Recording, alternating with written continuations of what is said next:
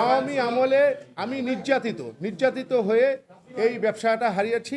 আওয়ামী লীগ সন্ত্রাসীরা আমি ব্যবসায়ীটা লুট করেছে। গণমাধ্যম আপনারা সিসিটিভি ফুটেজে যা দেখছেন সেটাই প্রচার করছেন আপনারা, এর বাইরেও তো কিছু করেননি। কোন এই জিনিসগুলা রাজনৈতিক বিষয়টা আপনিও ভালো মতো জানেন, এক একজনের এক এক মত। সুতরাং কোনো অশালীন বক্তব্যের কোনো সময়ই সঠিক না, এটা সবসময় নির্লজ্জের কাজ এবং লজ্জাবোধ করি এগুলোর জন্য। আমি সব সময়, এটা একজন ভদ্র মানুষ কোনো সময় সবসময় এটা লজ্জাবোধ করবে।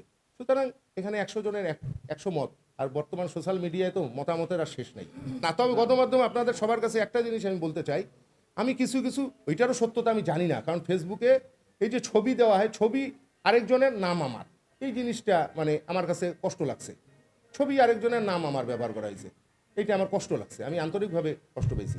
এই আইনি পদক্ষেপের জন্যই আপনাদেরকে সংবাদ সম্মেলন করেছি এবং আপনাদের মাধ্যমে এইটা আমি উদ্ধার করতে চাই, এই আহ্বান জানাচ্ছি।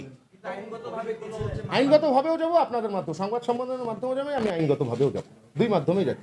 আমি প্রকৃত সত্য ঘটনাটা আপনাদের মাধ্যমে জানি, আপনারা গণমাধ্যমে প্রচার করবেন, প্রকৃত সত্য ঘটনাটা আপনারা যাচাই করে।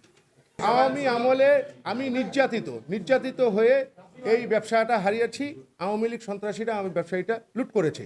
আমি আমার ব্যবসায়ীটি পুনরুদ্ধার করতে চাই আপনাদের মাধ্যমে, আইনের মাধ্যমে। আমি রাজনৈতিক দলের নেতা নই, আমি একজন কর্মী মানুষ, সাধারণ কর্মী মানুষ।